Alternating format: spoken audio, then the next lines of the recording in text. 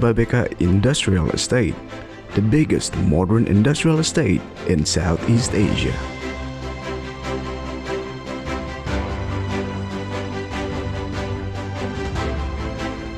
The story began in 1989 with massive development in Cikarang, where nobody else saw the hidden potential. After 31 years, Jababeka has succeeded in developing a comprehensive one-stop industrial development solution for any type of enterprise. Now, it becomes a vital economy zone for Indonesia. Jababeka Industrial Estate has been trusted by more than 2,000 enormous multinational and national companies from 30 countries. Jababeka Industrial Estate is the most complete industrial zone with various world-class facilities to gather all essential needs of modern industrial businesses.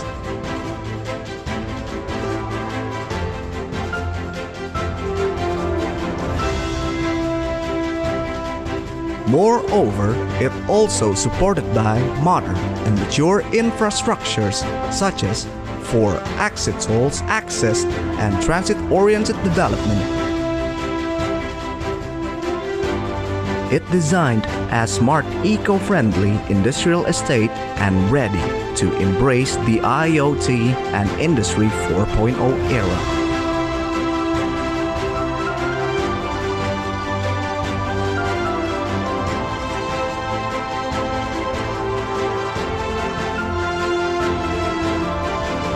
With all the supporting aspects for business and individual development, such like the presence of President University and ICT, which reliable to provide qualified human resources.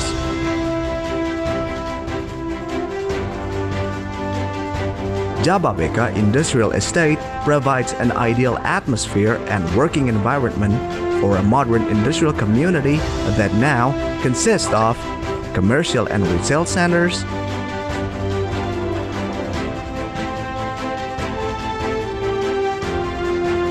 healthcare facilities, 24-hour security, and fire station support. The entire essential and solution for business could be accommodated in Jababeka Industrial Estate, the biggest smart industrial estate in Southeast Asia.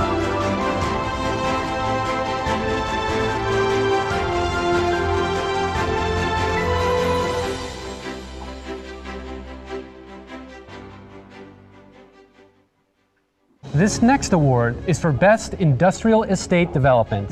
And the winner is Jababeka Industrial Estate by PT Jababeka Tbk. Jababeka Industrial Estate by PT Jababeka is the biggest of its kind in Southeast Asia, imagining an incredible smart manufacturing hub for tomorrow's industry in Bekasi, with education, lifestyle, and healthcare facilities that give value. Next, we will name the Best Industrial Developer.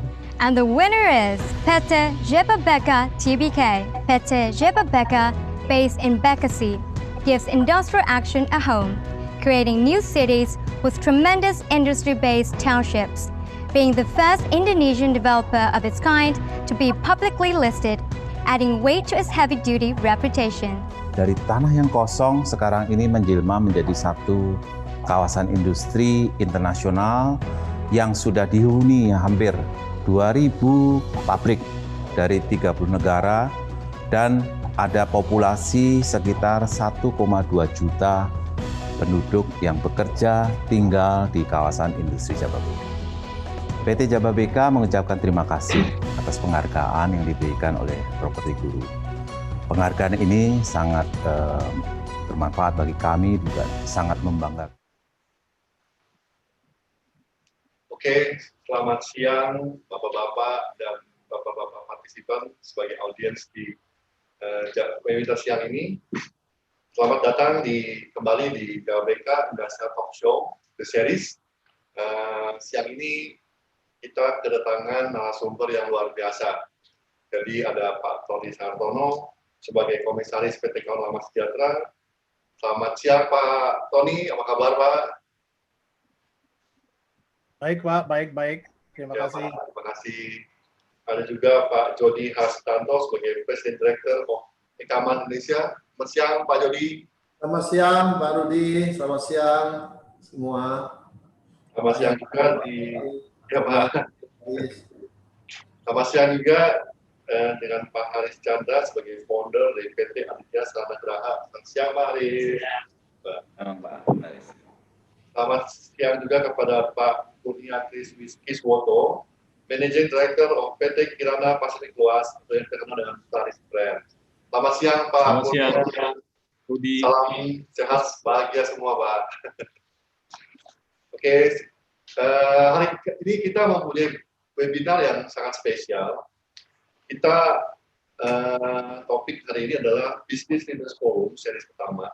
Kita mungkin akan mendapatkan pencerahan nih Pak dari Bapak-Bapak semua mengenai pengalaman kita di tahun 2020 ini di masa pandemik. Mungkin kalau kita ingat, pandemik ini dimulai sekitar awal Maret, tapi ternyata sudah bulan November Bapak-Bapak. Jadi kita sebenarnya sudah bisa melalui semua ini. Nah, ini yang kami semua mungkin mau dapat sedikit sharing dari Bapak-Bapak semua. Apa sih yang sudah dihadapin oleh Bapak-Bapak dari bisnis yang berbeda ini selama 2020 dan mungkin overview-nya Pak di tahun 2021 seperti apa sih kira-kira. Nah, jadi ini topik yang menarik. Jadi mungkin nanti kita akan sama-sama bahas, kita sama-sama diskusi, dan mohon nanti kalau ada pertanyaan bisa langsung di chatting di kolom question and answer. Nanti mungkin Bapak-Bapak semua sini bisa menjawabnya. Tanpa berlama-lama mungkin kita akan mulai dengan sharing dari Pak Tony Sartono. Selamat siang Pak Tony, mungkin boleh dimulai Pak nanti sharingnya. Silakan Pak, ini Pak Tony sangat pengalaman di bisnis kawan lama. Siapa yang nggak kenal sama Tony Pak? Oke. Silakan Pak Tony. Udah kelihatan belum Pak ya? Udah Pak, oke Pak, silakan Pak.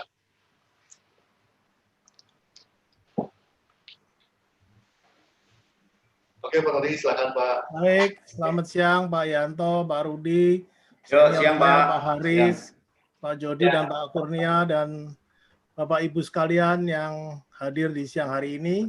Saya akan mulai dulu sharing apa yang kita dapatkan selama ini dari bulan Maret sampai sekarang.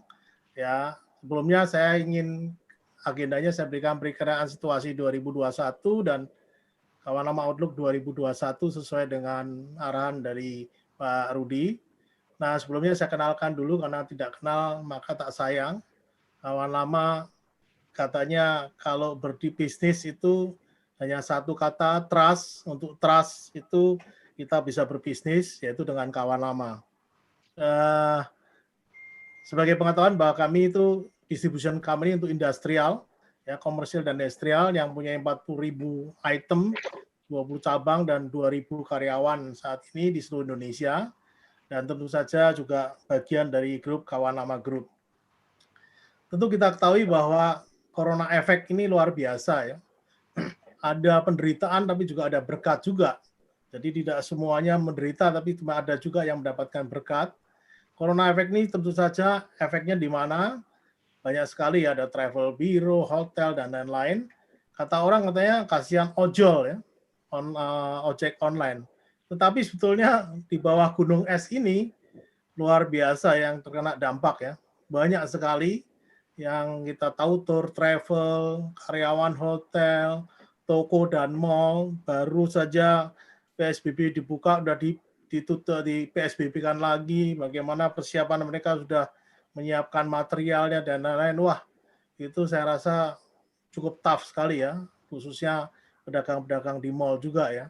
Dan pengusaha rumah makan yang biasanya mungkin hanya bisa terima 200, sekarang hanya terima 50 atau 60, bagaimana bisa survive di dalam bisnis ini. Nah, bagaimana nasib dunia usaha di tengah pandemi corona? Kalau kita lihat di sini ada yang tertekan, sulit bertahan, ada yang meningkat, ya, dan ada yang bertahan. Tentu saja kalau kita lihat tertekan, sulit bertahan, salah satunya ini perdagangan. Ya, seperti kita rasakan semua, saya rasa setuju ya, kita mengalami banyak kesulitan.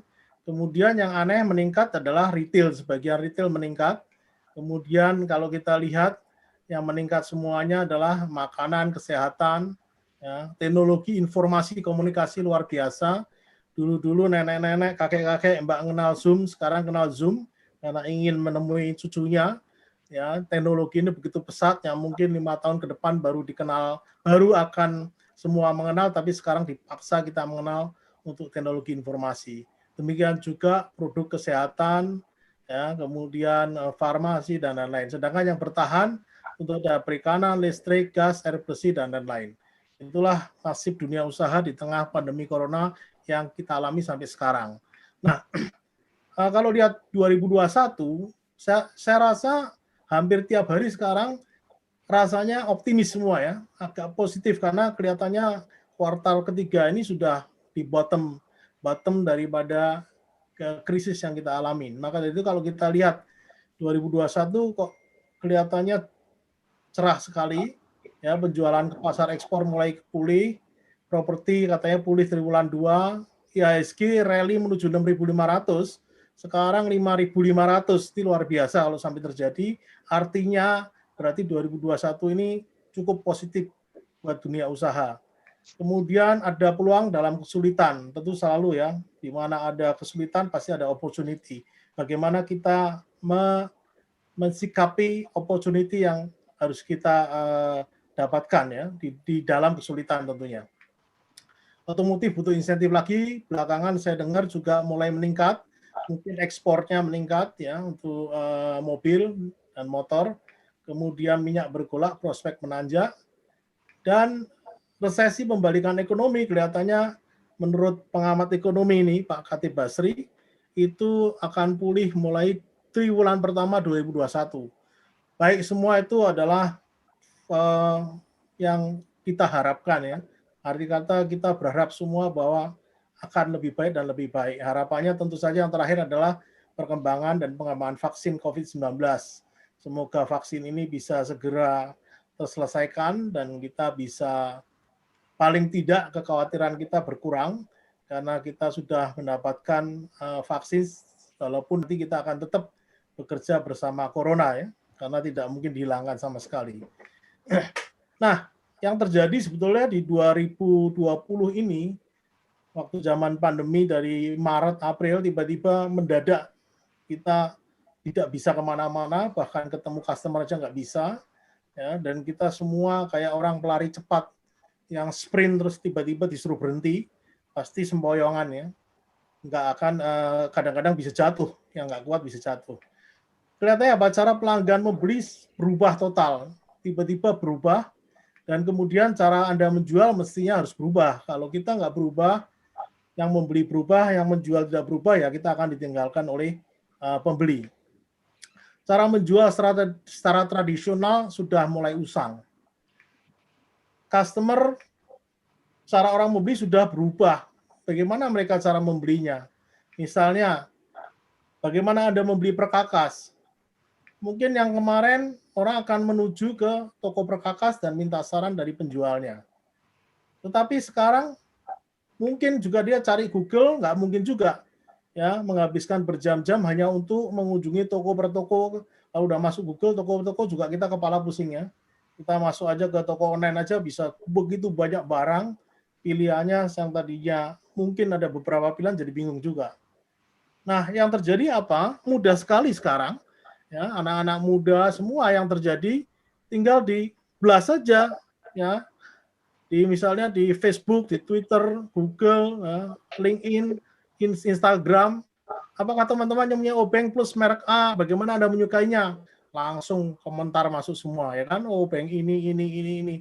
Ya kan, bahkan ada orang mengatakan kalau saya ada di Jababeka itu kira-kira restoran Jepang mana yang recommended, langsung semuanya akan masuk. Nggak perlu harus ke Jababeka mencari restoran Jepang satu persatu.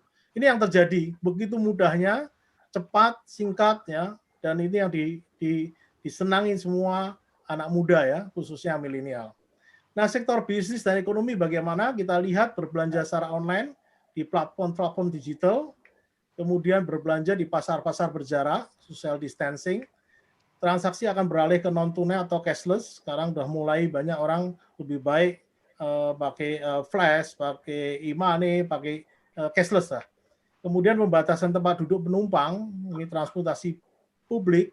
Sekarang orang lebih senang menggunakan mobil sendiri, ya, ke Jawa Tengah, ke Jawa Timur, daripada mungkin naik pesawat karena ribet persiapannya, ya, harus 3-4 jam sebelumnya harus di airport. Sedangkan 3-4 jam sebelumnya kalau naik mobil sudah sampai kira-kira sampai Tegal atau sampai Semarang, ya, kalau dari Jakarta. Namun demikian tidak bisa dipungkirin bahwa ini self-service dan check-in mandiri, nggak bisa dipungkiri produk yang kompleks dan high technology tetap masih memerlukan penjelasan. Ini peluang-peluang kita yang mestinya kesempatan ini tetap ada karena tidak mungkin, ya, pengetahuan soal produk-produk yang kompleks itu tidak mudah diserap oleh para calon pembeli. Nah, dari kawan lama sendiri menyiapkan B2B e-commerce, arti kata business to business, di mana saya katakan selalu belinya online, bayarnya offline, tentu dengan perjanjian, sehingga kita bisa melihat, ya, sementara misalnya mau beli mesin bor aja yang 500.000, kenapa harus nunggu salesman datang, terlalu mahal sekarang. Tapi kalau kita klik langsung bisa lihat pilihannya beberapa, banyak pilihan, harganya berapa, dan semuanya sudah dikomunikasikan di depan, sehingga bisa diklik, kemudian baru disiapkan PO-nya, kita kirim dan membayarnya sesuai dengan agreement. Itulah B2B e-commerce yang kita punya, www.kawanlama.com. Kemudian transformasi seperti apa? Kita melihat sekarang ini market driven, ya, semua digerakkan oleh pasar. Pasar sudah berubah sama sekali. Yang kira-kira 9 bulan yang lalu kita mesti tenang-tenang saja, sekarang tiba-tiba berubah total. Tentu saja kita harus mengikuti perubahan pasar ini seperti apa. Maka dari itu menuju bisnis model baru yang didorong dengan teknologi tentunya. Transformasinya kita semua bisnis baru, teknologi akan berperan lebih besar. Ya, perusahaan distribusi yang menggantikan ekosistem model, kemudian menjual barang-barang yang terhubung di luar unit produk. Jadi kita berkolaborasi. Ya, teknologi sebagai penggerak utama, karena mau nggak mau sampai sekarang, ya, kita ini malah sekarang kalau bisa nggak ketemu gitu kan. Sisi sekarang ini merindukan bertemu, tapi nggak bisa, ya. Tapi malah sekarang harus berjarak, bahkan menggunakan teknologi online. Kolaborasi untuk meningkatkan nilai dan proporsi, yaitu layanan punah jual dan hasil kolaborasi dengan pemain lokal. Mau nggak mau kita juga pasti harus berkolaborasi dengan pemain-pemain lokal, atau dalam hal ini UMKM. Dan kemudian skema kolaborasi dalam organisasi, serta di luar organisasi dengan digitalisasi proses. Itu yang kami akan lakukan, mentransformasi sesuai dengan kondisi pasar, maka pada dasarnya adalah teknologi sebagai penggerak utama. Nah, inilah yang akan kita lakukan, di mana kolaborasi ini di dalam dan juga di luar. Ini semua di grup kami, ya, yang kita jadikan satu, ada rental, ada B2B, ada Klik MRO, dan lain-lain, itu akan menjadi satu industrial digital gate, sehingga orang bisa menghubungi kami dengan mencari barang apa aja sejauh industri dan komersial serta consumer. Karena ini ada beberapa juga yang nanti dari grup kami, yaitu ACE dan Informa. Nah, kendaraannya apa? Kendaraannya adalah seperti tadi, ya, digitalisasi rupa-rupa.com, kemudian kami ada Klik MRO, ini yang industri, kawanlama.com, krisbo.com, dan extra stock yang baru ini extrastock.com. Ini sebenarnya barang-barang yang ekstra, dan ini nanti akan juga dibuka untuk umum. Semua yang punya barang ekstra bisa dimasuk di sini, dan kita bisa berjualan kepada masyarakat umum. Ini yang baru kita jalankan. Ya, ini adalah kendaraan yang kita lakukan di Tool Sales Digital. Ini kurang lebih yang bisa kita tunjukkan bagaimana barang-barang seperti apa sebetulnya yang dilakukan. Contohnya ini adalah alat ukur yang dulu sebetulnya hanya manual, tapi sekarang menggunakan sistem bagaimana mengukur dan langsung dicatat di komputer tanpa harus menulis satu persatu untuk mengurangi adanya human error.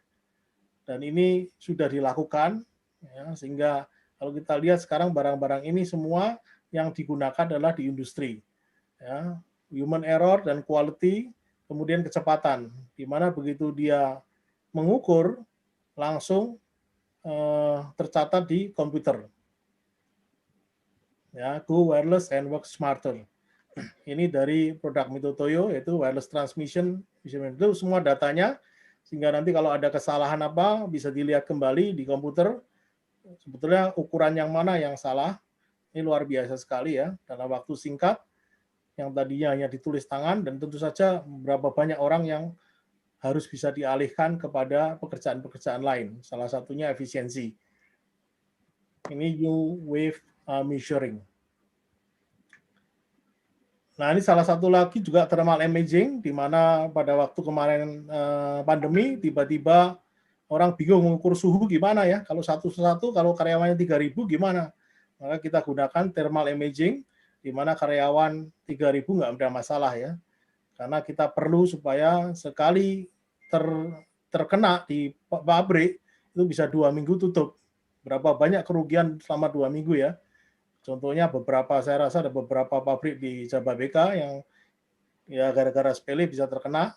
Maka dari itu kami sangat menjaga sekali supaya jangan sampai di mana misalnya di warehouse kami misalnya, kalau sampai terkena tutup terus bagaimana dengan delivery ya. Maka dari itu pandemi ini tidak bisa kita bermain-main, tetapi kita betul-betul harus kita cermati. Dan ini adalah warehouse solution, di mana semuanya automation ya. Ini yang sedang tren sekarang di sini. Karena apa? Karena tanah mahal, kemudian barang-barangnya juga butuh barang-barang e-commerce. Maka dari itu automation ya dengan shuttle rack ini sangat-sangat membantu, karena tingginya pabrik ini tingginya racking ini bisa 30 meter ke atas. Ya, tidak perlu forklift, karena forklift untuk ke sana juga nggak bisa. Nah, ini bagaimana cara mereka menangani warehouse. Karena warehouse ini menurut saya tren sekarang, warehouse, logistik, dan supply chain. Kalau kita mau tetap eksis di dalam bisnis, karena bagaimana kita bisa mendeliver dengan cepat dan tepat. Ini adalah salah satu yang sekarang sudah banyak dipasang di pabrik-pabrik, ada food, beverage, dan juga palm oil. Nah, kurang lebih demikian Pak Rudi yang bisa kita sampaikan. Mudah-mudahan singkat tapi bisa memberikan wawasan atau warna baru. Terima kasih Pak Rudi. Terima kasih Pak Tony. Pak, ini saya mohon maaf Pak, saya kelupaan sama Pak Yanto nih. Mungkin Pak Yanto boleh opening speech Pak untuk webinar siang ini Pak. Jadi memang ini semuanya posisinya lagi belajar nih Pak Haris. Mohon maaf Pak. Jadi memang nih Pak Tony udah mulai Pak. Pak Yanto silakan Pak Yanto. Ya, terima kasih Pak Rudi. Tidak apa-apa Pak. Jadi selamat siang Bapak-bapak panelis dan Bapak Ibu peserta webinar pada siang hari ini. Kami dari Jababeka sangat berbangga karena hadir tokoh-tokoh dari industri-industri yang luar biasa. Pak Tony Sartono dengan bukunya yang sangat luar biasa, Sell Without Selling, Pak. Ini selamat, katanya sudah cetakan kedua atau ketiga, ya. Kemudian juga ada hadir Pak Haris Sandra, senior saya yang menjarah industri manufacturing, kemudian juga pemilik beberapa hotel, Hariston, ya. Dan juga Pak Kurnia dan Pak Jody, ya.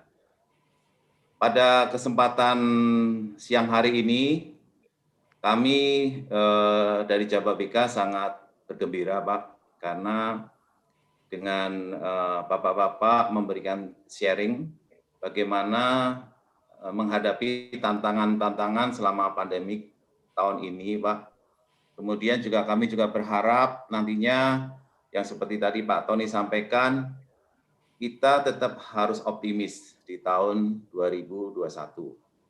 Karena kami juga berharap yang tadi Pak Tony sampaikan, krisis itu sudah ada di bottom-nya dan sekarang saatnya kita mulai menanjak menaik ya. Ini yang harapan kami semua. Demikian juga dengan Jababeka, Bapak Ibu, pada kesempatan kesempatan siang hari ini juga kami sampaikan, saat ini juga Jababeka ini selain ada di Cikarang, kami juga sudah berkembang ke beberapa tempat di kawasan industri Kendal. Kami bersyukur kita kerjasama dengan Sembawang Corporation Singapura sudah dijadikan Special Economic Zone dan proyek strategik nasional. Ya. Pada kondisi pandemik tahun ini dari Kendal kami juga sudah bisa menerima Pak investor-investor asing berinvestasi di Kendal. Ada sekitar sampai saat ini sudah hampir 70 investor yang sudah membangun pabriknya di Kendal. Ya. Demikian juga kami dari Jababeka juga mendapatkan 2 Special Economic Zone yang lain, Pak, di Tanjung Lesung dan Morotai. Special Economic Zone ini merupakan industri pariwisata di Tanjung Lesung dan Morotai. Ya. Kami juga nantinya berharap tahun depan akan ada beberapa proyek baru yang akan kita sama-sama buka, mudah-mudahan tahun depan bisa mulai beroperasi, termasuk juga di Cikarang. Di Cikarang ini meskipun sekarang sudah ada 2.000 pabrik lebih, ini tahun depan kami akan buka lahan baru Pak untuk ekspansi hampir 600 hektar. Mudah-mudahan nanti Bapak Ibu semua dapat menghubungi Pak Rudi dan timnya untuk bagaimana memilih lokasi yang terbaik yang sesuai dengan kebutuhan Bapak Ibu semua. Nah, kami juga mengucapkan terima kasih kepada peserta dari webinar sore hari ini. Mudah-mudahan webinar sore hari ini dapat bermanfaat bagi kita semua, ya, dan juga bisa memberikan semangat bagaimana kita bisa belajar dengan tokoh-tokoh yang ada di sore hari ini. Demikian Pak Rudi, dari sambutan dari kami, mudah-mudahan semuanya bisa bermanfaat bagi kita semua. Terima kasih. Terima kasih Pak Yanto atas penelitiannya. Memang kita dari tim Jababeka sangat optimis juga di arahan Pak Yanto, Pak Jody, Pak Kurnia, Pak Tony. Mudah-mudahan kita tetap bisa berkolaborasi dan bisa terus optimis di tahun-tahun yang mendatang. Karena kami percaya ini seperti judul lagu, Pak, badai pasti berlalu, Pak. Terima kasih. Terima kasih Pak Yanto. Mungkin selanjutnya kita akan mendengarkan sharing dari Pak Jody. Pak Jody ini sebagai Presiden Director of Ekaman Indonesia, ini juga yang kedua kali saya undang Pak Jody, Pak Yanto, Pak Tony semua. Mudah-mudahan sharing Pak Jody ini yang juga luar biasa lah Pak di bidangnya, bisa menjadi inspire buat kita Pak untuk tahun 2021. Silakan Pak Jody untuk sharingnya Pak. Pak Rudi, terima kasih banyak atas waktunya dan terima kasih banyak kepada kesempatan yang diberikan kepada kami dari PT Jababeka. Terima kasih Pak Yanto. Izin saya ingin sedikit sharing tentang pengamatan kami. Kebetulan yang hadir hari ini adalah senior-senior saya, ada Pak Haris, Pak Tony, Pak Kurnia, ya. Jadi sebenarnya kita jadi malu juga Pak nih, sharing di depan perusahaan-perusahaan raksasa nih Pak. Ya saya akan mencoba untuk melakukan sharing sesuai dengan bidang kami, ya, dengan pengamatan apa yang terjadi di lapangan pada saat ini. Ya, izin saya untuk sharing presentasi.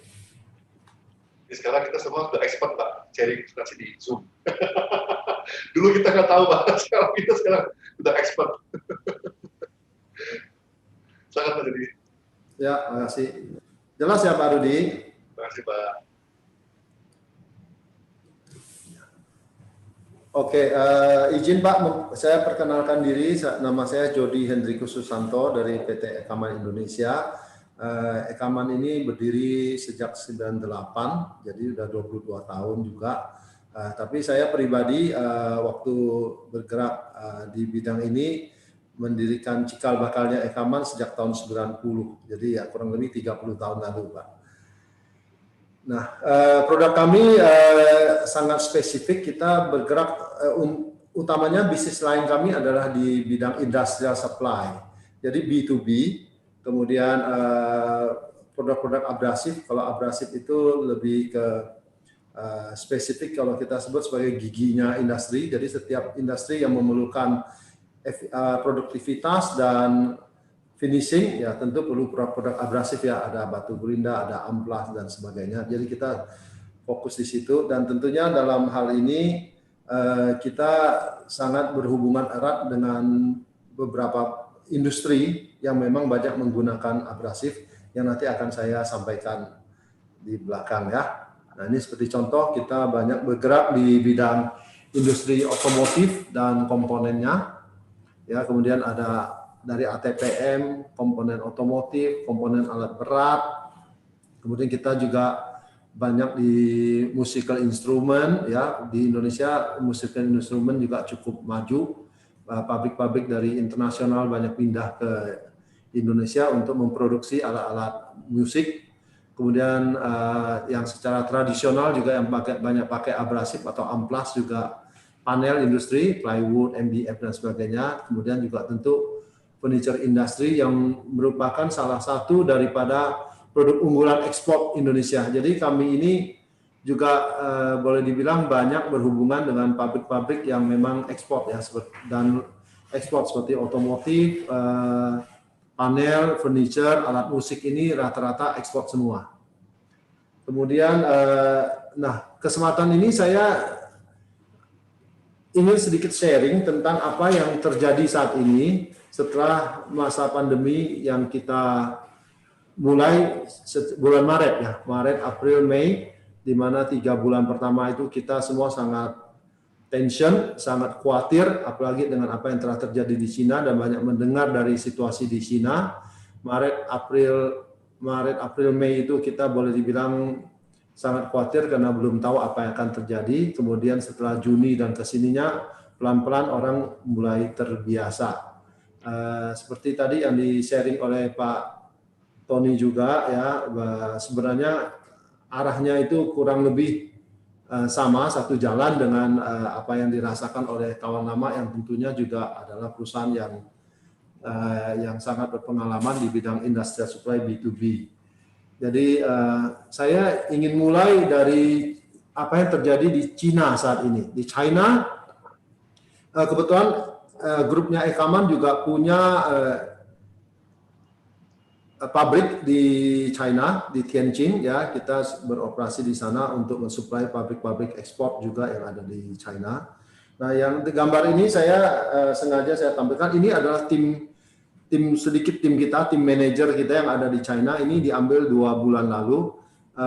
Yang ingin saya sampaikan adalah 2 bulan lalu mereka sudah wisata, Pak.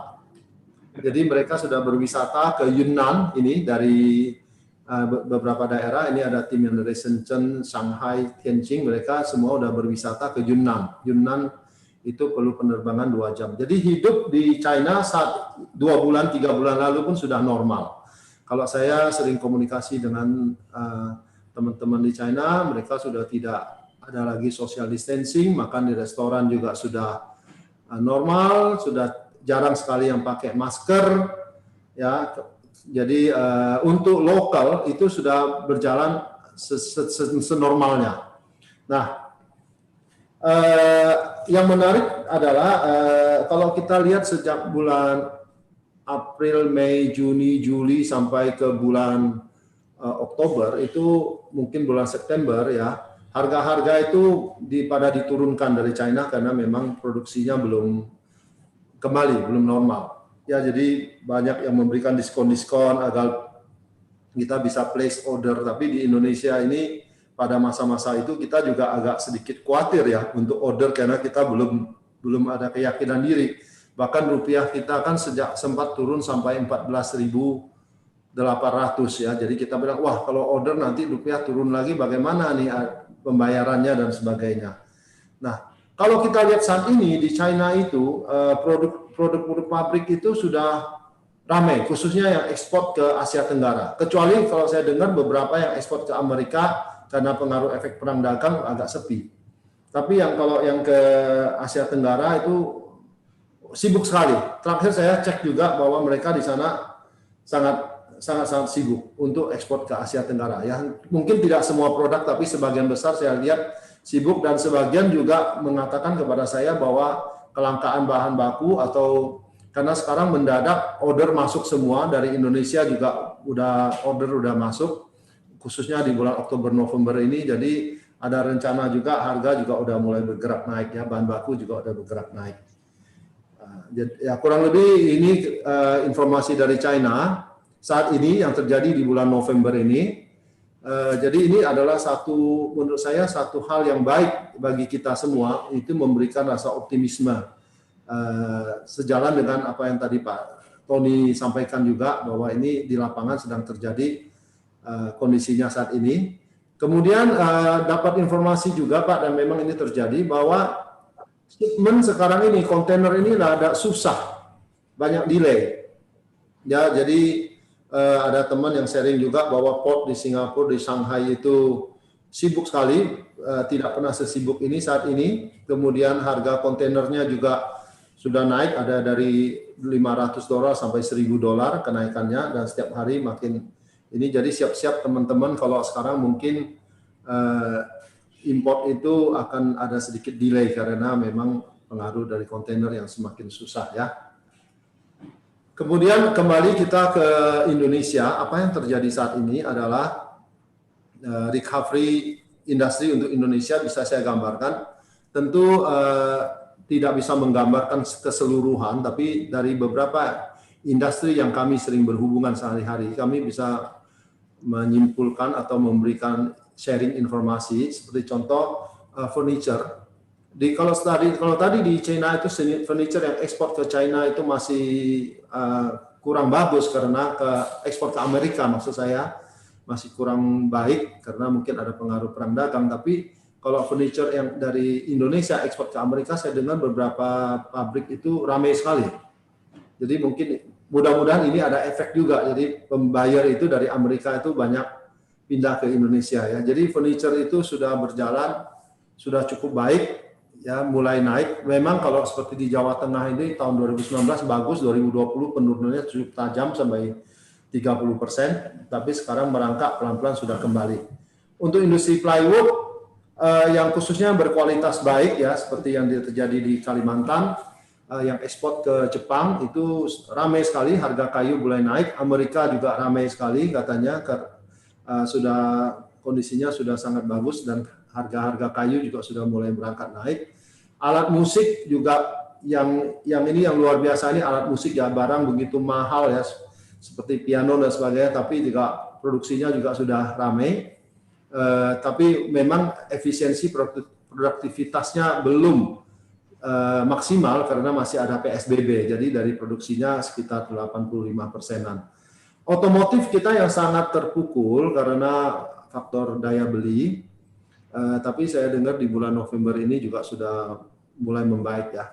Dan kita harapkan pada Q1, Q2 untuk tahun depan itu akan kembali normal karena mereka bahkan sudah planning untuk launching varian-varian baru. Nah, yang menarik ini juga Pak, alat berat. Saya dengar juga alat berat juga bagus. Ya, jadi ini beberapa faktor sentimen positif yang kita dapat pada tahun ini, walaupun secara umum mungkin dari awal tahun sampai akhir tahun 2020 ini tidak bisa kembali ke level yang seperti tahun 2019, apalagi mau growth, tapi saya kira rata-rata penurunannya itu kita bisa minimalisasi ya, penurunan bisa diminimalisasi, dan ini tentu sangat berterima kasih kepada memang arahan pemerintah kita, Pak Presiden dan Pak Menteri Perindustrian memang dari awal dengan adanya policy yang tidak mengharuskan atau masih tetap memberikan kesempatan kepada industri-industri untuk beroperasi pada saat pandemi, tentunya dengan protokol yang ketat. Dan ini sekarang ada hasilnya, bisa kita lihat bahwa keputusan yang diambil itu tidak tergesa-gesa dan industri tetap bisa berjalan ya. Tentu ini sangat penting sekali bagi kita. Dan kita juga bersyukur di industri yang kami jalanin dengan customer ini, Terjadi penurunan memang sekitar antara 15-20% untuk tahun ini, tapi tidak tentu dalam kondisi ini masih bisa bersyukur lah dibandingkan dengan kondisi yang memang beberapa industri yang memang terdampak kondisi yang sangat berat ya, seperti retail, mall, tekstil, perjalanan, wisata dan sebagainya. Jadi untuk sektor industri manufacture dan industri yang memproduksi alat produk-produk basic dan bahkan untuk ekspor itu masih cukup terjaga. Nah, yang menarik ini toko bangunan. Toko bangunan kebetulan kami juga ada banyak supply produk kita ke distributor toko bangunan. Jadi kita tahu juga masukan dari mereka. Toko bangunan itu juga penurunannya tidak banyak. Mungkin 10 sampai 20%. Ini tentu sangat dibantu oleh pembeli-pembeli yang langsung end user, ya, yang dipakai sendiri. Jadi pemilik-pemilik rumah. Tentu kalau mungkin proyek-proyek besar banyak yang stop apartemen untuk dibangun untuk dijual lagi mungkin agak melambat. Tapi yang sudah ada untuk renovasi dan sebagainya tetap berjalan.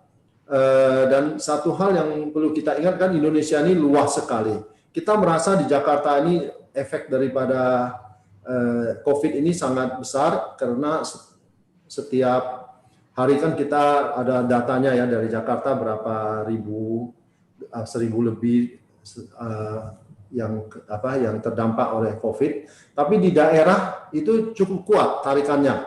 Ya, beberapa daerah tertentu yang mungkin tidak terlalu terasa. Jadi kita bersyukur juga bahwa negara kita besar dan kalau sepi di satu daerah tidak menjadi jaminan untuk sepi di seluruh Indonesia.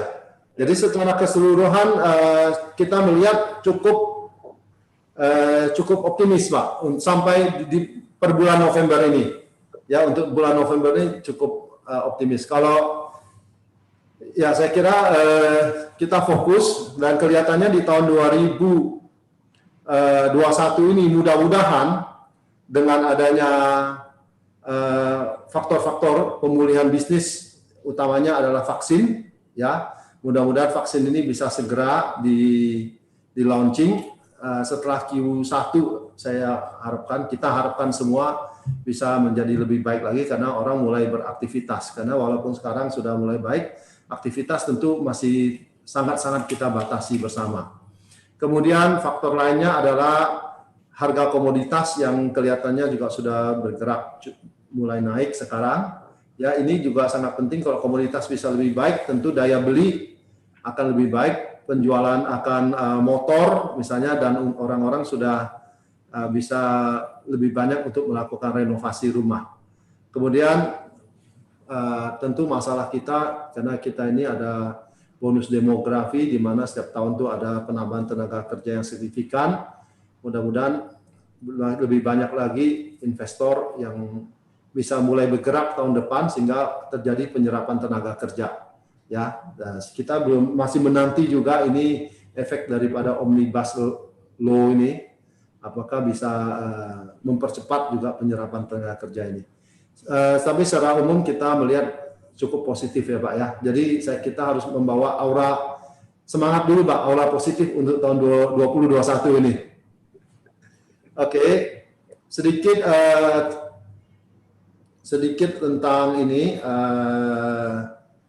data yang saya berusaha kumpulkan untuk data ekonomi indikatornya selama 2017, 18, 19 pertumbuhan ekonomi kita di sekitar 5, ya. Untuk 2020 ini walaupun Q2, Q3 ini sempat -5, -3 dan dinyatakan resesi, dengan adanya pergerakan yang terakhir ini Oktober, November, Desember, kita mengharapkan bahwa minusnya nggak terlalu banyak lah, mudah-mudahan di -1 sampai 0. Untuk tahun depannya kita harapkan bisa sekitar 3-5%. Inflasinya juga cukup stabil dalam 5 tahun terakhir ini dari sekitar 3, memang tahun ini 2020 ini turun ke 1,5-2% karena memang daya belinya turun. Estimasi kita tahun depan masih sama ya, antara 2-3%. Interest rate saving deposito untuk tahun ini dan tahun depan di sekitar 4%-an, jadi cukup rendah. yang hebatnya ini adalah cadangan devisa kita ini stabil, Pak. Dari 130 bilion 2018-2019 sempat turun ke 120. Tahun ini diperkirakan di 135 miliar US dollar, tahun depan juga 140 miliar. Exchange rate-nya kita berkisar di 13,5 dari 2017 sampai sekarang akhir tahun ini mulai kembali lagi ke 14 ya. Jadi sempat naik, ini terjadi dari 13,5 sampai 14.500, mendekati 15.000. Sekarang setelah pemilu balik lagi ke 14,5. Tahun depan itu sekitar diproyeksikan ya sekitar di 14 ya. Kelihatannya sih mudah-mudahan nggak terjadi gejolak yang besar, dan IHSG-nya seperti Pak Tony tadi juga sampai katakan hari ini di sekitar 5.500-an ya, dari 6.000 lebih sempat turun ke 5.500 dan kelihatannya akan kembali lagi ke 6.000. Jadi daripada perbandingan ini saya kira kita cukup optimis akan perbaikan tahun depan. Nah, untuk kalau strategi 2021 sedikit sharing untuk perusahaan kami ya. Kalau untuk sebelumnya dari Oktober ke depan, dari Maret ke Oktober kami cukup banyak mengadakan internal consolidation berupa kita juga punya waktu karena bisnis juga agak turun, jadi kita banyak melakukan kegiatan-kegiatan yang khususnya berpusat pada lean management ya, yang selama ini tidak sempat kita lakukan, tapi setelah dalam 6 bulan ini kita banyak melakukan lean management dan hasilnya sangat terasa. Kita bersyukur bahwa sampai sekian lama ini kita tidak sampai perlu melakukan perampingan secara drastis, tapi banyak proses-proses yang kita bisa rampingkan, pabrik bisa lebih ramping, lebih ringkas ya. Kemudian juga kita banyak melakukan menggunakan Zoom, ya nanti saya akan cerita sedikit lebih banyak di situ. Tapi strategi 2021 kalau untuk masing-masing perusahaan tentu sangat tergantung pada kondisi. Kalau saya untuk perusahaan yang menengah seperti kami, tentu nomor satu adalah kita harus menjaga cash flow dulu. Kalau tentu strategi dengan perusahaan yang punya cash flow yang cukup dengan yang cash flow-nya ada masalah, tentu adalah dua hal yang sangat besar pengaruhnya. Nah, untuk kita the cash flow kalau sudah kita terjaga, kita tentu kuncinya adalah di adaptasi, karena sangat penting kita bisa beradaptasi terhadap apa yang terjadi saat ini. Banyak sekali cara-cara yang berubah. Ya, seperti contoh dulu salah satu menggunakan digitalisasi untuk CRM. Ya, dulu kita banyak memakai POS material, kita juga mencetak majalah, brosur dan sebagainya, dan itu tentu biayanya tinggi. Bahkan kita untuk internal kita meeting tahunan dengan cabang-cabang yang datang kan sering ketemu. Sekarang boleh dibilang kita bisa meningkatkan meeting kita setiap bulan. Kalau dulu mungkin setahun 2 kali, 3 kali, sekarang itu setiap bulan kita juga bisa meeting dengan divisi yang berbeda dengan teknologi informasi ya. Kemudian yang simple adalah kita bisa berkomunikasi lebih intens sebenarnya dengan customer kita. Ya, dengan CRM kita memanfaatkan digitalisasi juga, karena kami ini B2B Pak ya, jadi komunikasi ini jauh lebih penting. Kita bisa mengadakan training, technical product knowledge dan lebih intens dengan menggunakan digital, tapi tentu tidak bisa berbeda ya, yang langsung fisik dengan digital tentu beda, tapi karena saat ini bisa kita lakukan dengan Zoom ya, kita berusaha maksimalkan dulu. Ya, terakhir saya berpikir kita semua harus tetap optimis bahwa badai pasti berlalu, dan kita masih bersyukur bahwa kondisi kita sebenarnya setelah berjalan selama 8 bulan ini tidak semenakutkan dari apa yang kita pikirkan dari awal. Ya, waktu itu kita sempat berpikir aneh-aneh, udah wah ini gimana nih kalau toko-toko customer-nya mendadak hilang ini. Ya, ternyata dari situ kita lihat, oh ternyata bagus, daya tahan kita baik. Kemudian kita harus siap ya, dan kita pikirkan sesuatu yang berbeda, kita harus berubah untuk bisa ke depannya ambil ini sebagai satu kesempatan. Saya kira sedikit Pak dari kami. Terima kasih banyak atas waktu dan kesempatannya. Silakan Pak Budi, saya kembalikan ya. Terima kasih. Terima kasih Pak Jody, Pak sharingnya makin menarik nih. Nanti saya dari sharing Pak Haris juga kan mungkin lebih menarik lagi Pak. Jadi memang sudah dua narasumber yang mengatakan optimis nih Pak tahun 2021. Very interesting Pak. Ini mungkin satu ini Pak Haris ya, satu sharing yang luar biasa lah, bahwa dua bisnis yang berbeda optimis. Demikian juga kalau saya lihat dari keterangan Pak Jody, yang saya surprise ini Pak Jody, ternyata alat musik sama ini Pak, toko bangunan ini yang bagus sekali ya Pak. Betul. Oke Pak, ini kita lanjut ke sharing dari Pak Haris Chandra nih. Pak Haris Chandra sebagai founder dari PT Aditya Pak, yang memproduksi houseware by merek Kirin Pak.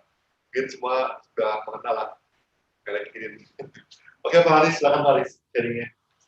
Baik, Pak Rudi, terima kasih atas kesempatan buat saya melakukan saya untuk diskusi. Pagi ini kebetulan hari ini saya juga diundang sama dan kita ada something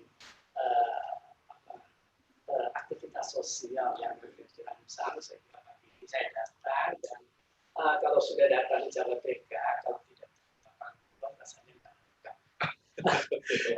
ya tadi dengan waktu yang singkat saya enjoy yang dengan santai. Lalu setelah itu saya telepon Pak Rudi, boleh nggak saya titip ruangannya di galeri. Sebelum saya mulai, saya ingin menyapa dulu dengan salam sehat, salam sejahtera. Terima kasih Pak. Buat kita sekarang kesehatan adalah utama. Tidak ada yang lebih penting daripada sehat. Apapun, siapapun, dimanapun. Senang saya berinteraktif dengan Cantika, karena saya kebetulan juga punya posisi di Kadin, yaitu Kadin Indonesia Komite Tiongkok, di mana Tiongkok sekarang kita kenal bahwa merupakan satu ekonomi power nomor 2 di dunia. Dan mereka itu karena dengan perkembangan ekonomi mereka di dalam sudah sudah tidak bisa tampung kalau tidak keluar. Nah sekarang mereka keluar, terutama mereka tuh suka shopping around di Asia. Saya sering kedatangan tamu dari China ingin mengetahui lebih banyak tentang Indonesia. Dan kebanyakan mereka adalah bergerak di bidang manufacturing, sehingga saya beberapa kali saya undang mereka ke Jawa BK. Kesan mereka bahwa Jawa BK adalah satu industrial park yang salah satu yang terbaik menurut mereka, terbaik di Asia Tenggara. Terima kasih Pak. Bahkan ada yang mengatakan lebih baik dari China. Ini kenyataan, bukan omongan dari saya, omongan dari mereka. Tapi kalau nanti mau kasih bonus. Siap. Nah, sebetulnya saya bicara setelah Pak Tony, Pak Jody, saya merasa berat ya buat saya apa yang saya akan angkat bicara, karena pendahulu pembicara dua itu komprehensif, dilengkapi dengan presentation yang ilmiah. Saya tadi enjoy banget dengarnya, seperti saya dengar seorang pakar ekonomi yang sedang memaparkan economic outlook untuk 2021. Dan lebih hebat daripada itu, karena baik Pak Tony maupun Pak Jody itu bukan sekedar yang mengangkat angka-angka atau secara teoritis, tapi mereka juga mengambil contoh-contoh konkret apa yang dilakukan di perusahaan masing-masing. Saya sendiri tadi dikenalkan oleh Pak Rudi bahwa PT Aditya ini saya bergerak di bidang alat rumah tangga pakai merek sendiri, yaitu merek Kirin, yang dimana dengan bangga dan saya juga senang bahwa sangat dikenal sama ibu makanan Indonesia. Kebanyakan mereka sudah tahu dari kita dan mereka senang sekali memakai produk ini. Selain itu kita juga mungkin timingnya yang kurang bersahabat sama kita. 5 tahun yang lalu kita invest sejumlah yang tidak kecil memproduksi sanitary ware, yaitu alat-alat kamar mandi.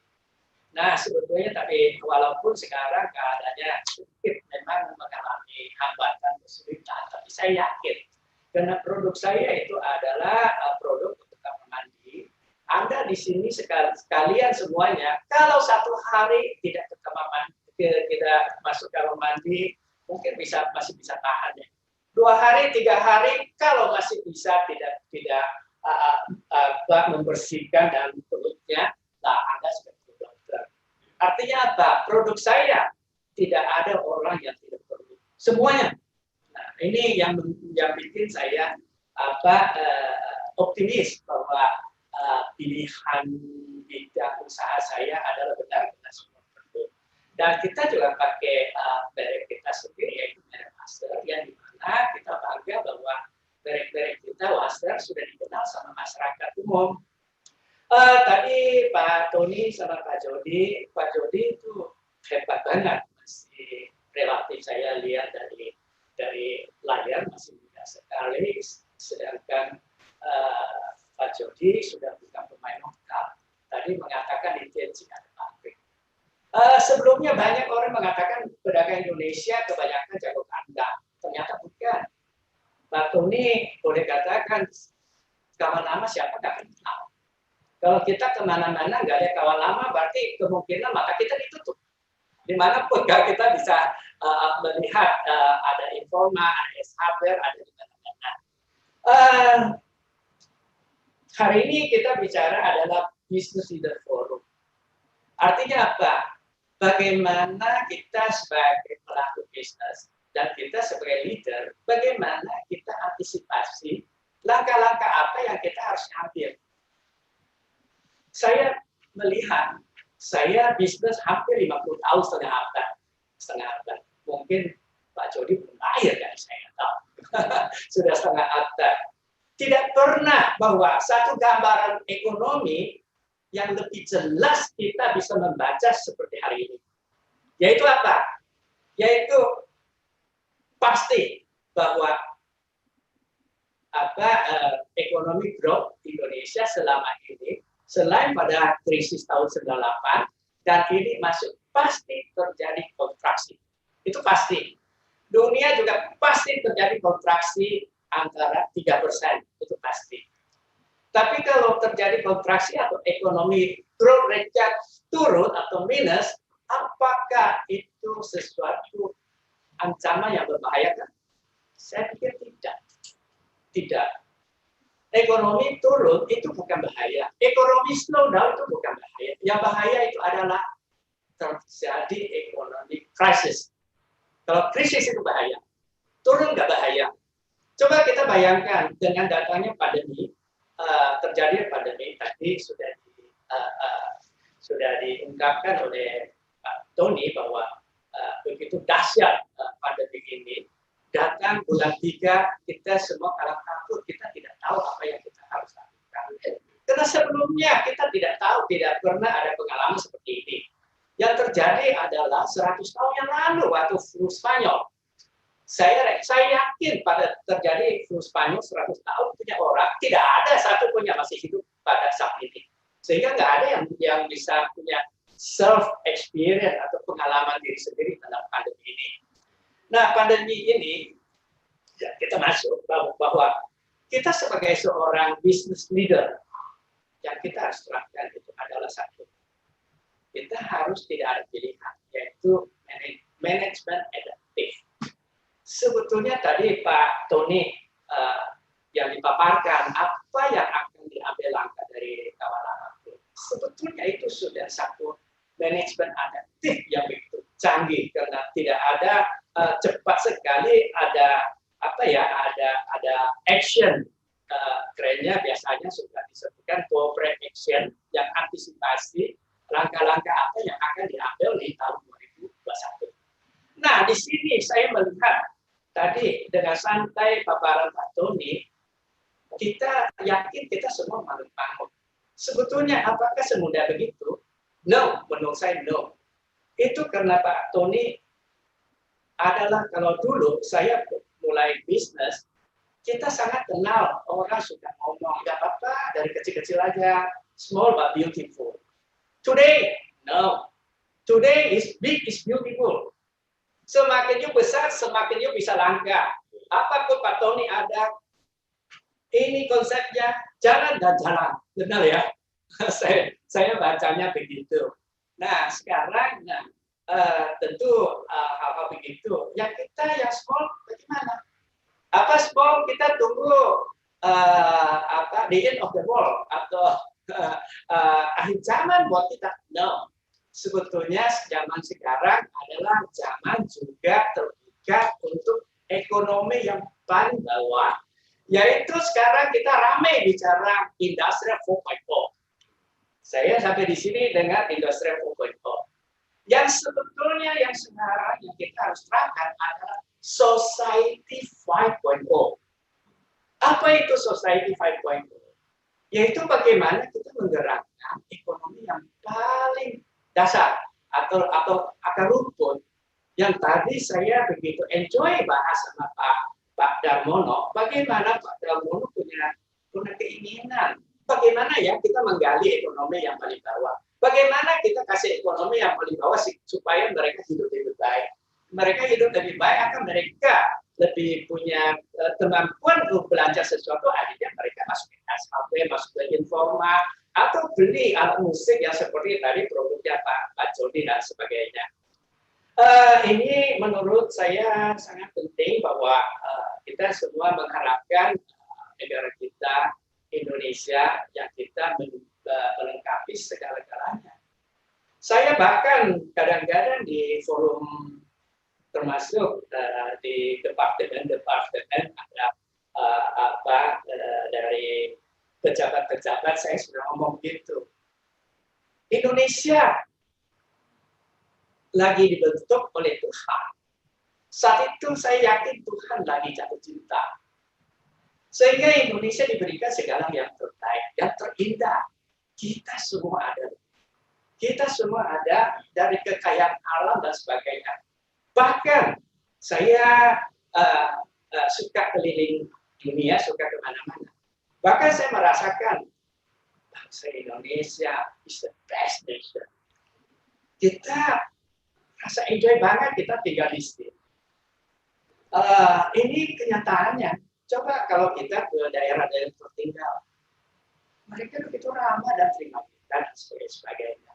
Dan Indonesia kita memiliki satu pasar yang begitu luas. Bahkan mungkin kalau saya kebablasan, potong waktu saya ya.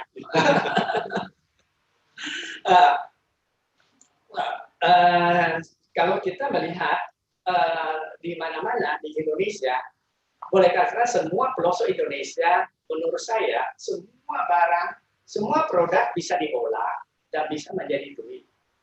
Saya selalu percaya bahwa Tuhan melahirkan kita pasti ada maknanya. Saya juga percaya bahwa semua produk dimanapun, produk apapun ada pasarnya.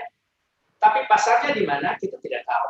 Nah, adanya perubahan ini, teknologi-teknologi yang banyak membantu, IoT, Internet of Things, itu akan mengubah totally bagaimana kita menangkap ke depan. Nah, ini dia yang hari ini yang kita mau bahas, yaitu mengenai Business Leader Forum, yaitu kita sebagai seorang leader atau pemimpin daripada satu bisnis, kita harus mampu antisipasi. Kita sekarang di mana dan besok kita menjadi apa, dan bagaimana menuju ke sana, dan bagaimana kita membentuk satu tim leader yang bagus untuk kita menuju ke sana. Saya setuju banget dengan yang pembicara yang sebelumnya bahwa kita optimis menatap ke depan ekonomi growth rate dan sebagainya. Ya, apalagi sekarang baru terjadi kemarin tanggal 15 November bahwa sudah terjadi penandatanganan RCEP, Regional Comprehensive Economic Partnership. Ini sebetulnya dari tahun 2011 itu bagaimana saya tahu dicetuskan oleh Presiden SBY ya tadi kalau nggak salah ya di Bali. Saat itu kan bahwa ASEAN banyak ekonomi kerjasama ekonomi antara ASEAN plus one, yaitu ASEAN plus China. Nanti ada konsep keluar lagi ASEAN plus 2, ASEAN plus China plus Jepang, nanti ASEAN plus 3, ASEAN plus China, Jepang, dan Korea. Nah, ribet. Mau baca ini, mau baca ini, mau baca ini. Nah, sekarang tanggal 15 kemarin sudah keluar satu yang keseluruhan RCEP, Regional Comprehensive Economic Partnership. Nah, ini akan mendorong Indonesia punya ekonomi luar biasa. Ditambah lagi tadi yang disampaikan ke Pak Jody bagaimana dahsyatnya yang diharapkan, yang ditunggu-tunggu dari Omnibus Law. Nih kita sekali datang dua hal yang begitu hebat. Kalau kita sebagai seorang business leader, kita tidak bisa peka, ya berlalu aja begitu. Kalian mengatakan badai pasti berlalu. Saya bilang iya dan saya bilang tidak. Karena apapun, kita lihat sejarah ribuan tahun, datang satu bencana, pergi. Nanti bencana lain, pergi. Nah, selama tidak ada henti-hentinya siklus ini. Nah, siklus begitu, yang saya ingin berikan pesan di sini bahwa marilah kita sadar bahwa kita planet bumi ini kita cuma satu loh. Jadi untuk produsen begitu, apapun dia, karena tadi Jababeka kan macam-macam industri di sini ya. Saya mengharapkan bahwa pelaku industri dan semuanya siapapun pikir bagaimana kita sama-sama menjaga lingkungan. Saya ini tinggal di Ancol. Jadi setiap hari saya jalan olahraga pagi sama istri saya jalan itu. Kita selalu menelusuri pantai. Saya melihat setelah pandemi, kok pantainya jadi lebih bersih. Iya, jadi apakah kita harus diajar sama alam begitu baru sadar? Tapi saya juga melihat bahwa sayang ya, kadang-kadang saya ngoceh sama istri saya. Ini sampahnya sudah tidak banyak. Kalau dulu banyak, nyerahlah kita mau bersih bagaimana. Kenapa ya tidak dibersihin? Saya tidak tahu. Tapi itu kan bukan urusan saya hanya bisa teriak. Mudah-mudahan pengelola dengar besok dia bersihin. Yang saya ingin di sini bahwa apa sih ke depannya bagaimana, bahwa saya yakin sekali pemulihan ekonomi tidak mungkin V-shape, adanya adalah U-shape. Di bawahnya berapa lama saya tidak bisa tahu, tapi saya pasti bahwa U-shape. Karena kita masih hadapi banyak sekali kesulitan. Nah, kita ada bahasa kuno, Tiongkok mengatakan, bila kita di dalam keadaan stabil, kita harus mikir kalau ancaman itu datang seperti apa. Jadi artinya antisipasi ancaman kita selalu harus ada. Jadi kalau kita selalu hanya mengharapkan, wah kita pasti bisa, tahun depan kita pasti grow sekian-sekian persen. Kalau tidak terjadi bagaimana? Kita harus antisipasi hal begitu. Saya bersyukur juga bahwa kebetulan saya banyak bergerak ya, seperti tadi saya mengatakan di Kadin Indonesia di Tiongkok, sehingga saya banyak teman-teman dari China. China begitu terjadi, Indonesia kita semua pasti belum menganggap pandemi ini seperti apa. Perusahaan saya sudah terapkan beberapa level. Jadi syukur, alhamdulillah, kita karyawannya 1.200 lebih. Sampai hari ini, ya kita masih merasa terima kasih Tuhan telah melindungi kita. Tidak ada yang kena positif. Karena banyak langkah-langkah yang kita terapkan dengan sangat ketat. Gitu ya. Terus apa lagi ya yang ya kurang lebih saya lihat begitu. Yang tadi Pak Jody juga mengatakan bahwa saya tadi dengar bahwa di China pun sekarang untuk ekspor ke negara ASEAN pun mulai keteteran untuk supplier pelanggan kecuali Amerika. Di Amerika pun banyak kenalan saya, mereka bisnis Amerika bingung, growth-nya 20-30%. Dalam perang dagang antara China dengan Amerika yang begitu dahsyat, tapi mereka punya bisnis volume-nya masih growth. Kemudian sekarang kelihatannya, walaupun belum dapat konfirmasi bahwa Amerika segera memiliki presiden baru, Joe Biden. Tapi kan kita masih tunggu pengumuman resmi dari Amerika. Nah, banyak orang mengatakan bahwa Joe Biden kemungkinan bisa bikin suasana perang dagang itu lebih lunak. Ternyata menurut saya tidak akan. Tidak akan. Cuma kemungkinan Joe Biden punya kekerasan lebih rasional. Nah, karena bagaimana ya, ini adalah sesuatu fakta. Dua raksasa tidak akan ada satupun. Oke lah, lu duluan. Tidak ada. Pasti all out be fight. Nah, dalam hal-hal begitu kita sebagai business leader, kita juga harus antisipasi apapun. Dan bagaimana antisipasi? Yaitu juga sekaligus bagaimana kita mencari peluang. Mencari peluang. Kalau di sini ya kita mengharapkan ya tentu tadi sudah bahas bisnis apa sih yang sekarang di dalam keadaan begitu bisa mempunyai peluang yang bagus. Saya lihat ada dua bisnis lain yang tentu akan selalu bagus dan selalu berkembang. Yaitu satu di public health. Jadi kesehatan publik itu pasti bagus. Karena orang seakan lebih concern dengan kesehatan. Yang kedua, saya melihat education, yaitu pendidikan. Pendidikan itu changing a lot, dan dunia ini kita bisa lebih gampang maju. Karena dulu kalau kita mau masuk, katakanlah, andai kata nanti cucu saya kalau memang pintar, dia mau sekolah di Harvard University. Kalau dulu, dia nggak ada pilihan, dia harus terbang ke sana, dan masuk di kampus di sana, daftar masuk kampus sana. Sekarang dia bisa online kok. Jadi tergantung kita bagaimana. Jadi sesungguhnya ini segala sesuatu telah berubah. Yang kita sebutannya yang kita suka sebut new normal. New normal, apakah kita yang kebiasaan kita bisa balik sebagian bisa balik seperti dahulu kala? Saya jawab sebagian bisa, sebagian nggak bisa. Sebagian selalu nggak bisa, tapi sebagian bisa. Nah, kalau kita harus tunggu, kita kumpul bersama, nanti kan ya namanya manusia kan hidup bermasyarakat.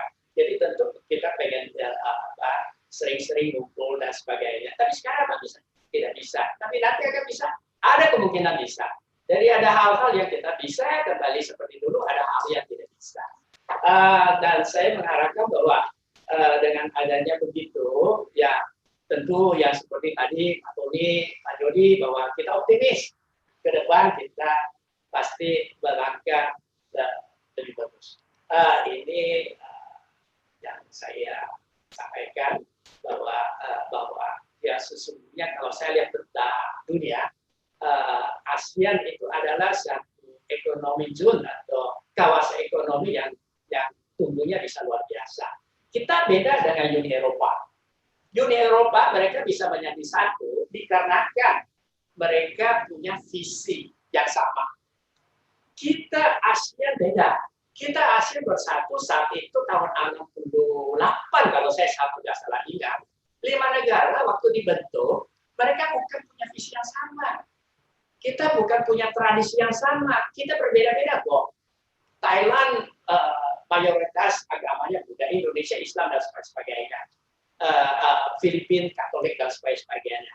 Tapi waktu saat itu Asia kita bisa menyatu. Kenapa kita bisa kokoh? Karena kita punya satu kebutuhan yang bersama, yaitu bagaimana kita bersatu sehingga kita kuat negosiasi sama negara-negara adidaya.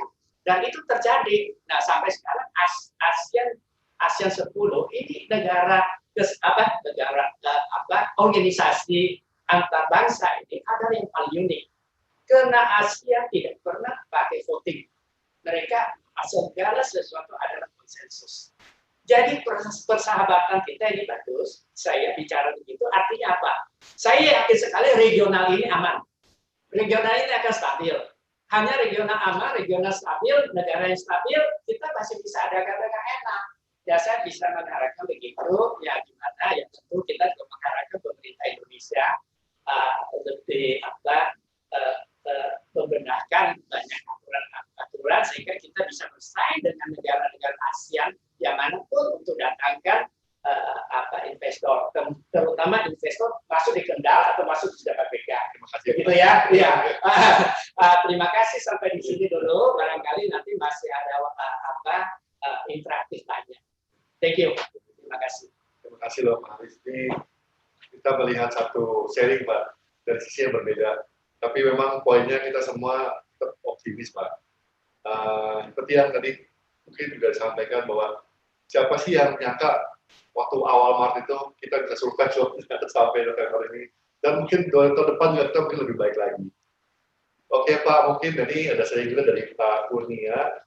Pak Kurnia sebagai Managing Director of PT Kirana Pasifik Luas Pak. Ini mereknya juga terkenal Pak Kurnia Klaris. Saya dapat salam dari Pak Steja Darmono. Ya. Salam buat Pak Kurnia. Terima kasih Pak Kurnia. Silakan Pak untuk sharingnya Pak kali ini. Selamat siang ya. Ya Pak Haris, Pak Haryanto, Pak Rudi yang saya hormati dan juga para hadirin. Ya.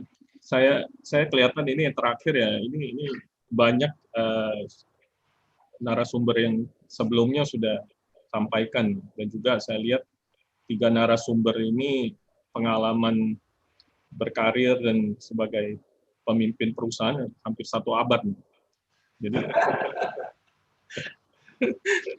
ya, kemudian sharing saya ini ya bisa menambah semua wawasan. Saya tidak mungkin saya punya sharing akan lebih ke arah pengalaman sendiri ya. Bagaimana kita hadapi kondisi pandemi sebelumnya dan juga yang saya rasa perlu dilakukan untuk tahun depan dan juga tahun berikutnya. Oke, izinkan saya share slide saya. Ya Pak, silakan Pak.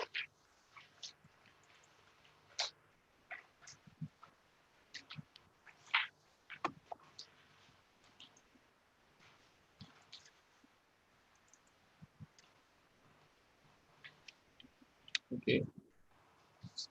Nama saya Kurnia Kuswono, ya, dan perusahaan kita namanya PT Kirana Pasifik dan didirikan tahun 1996 dan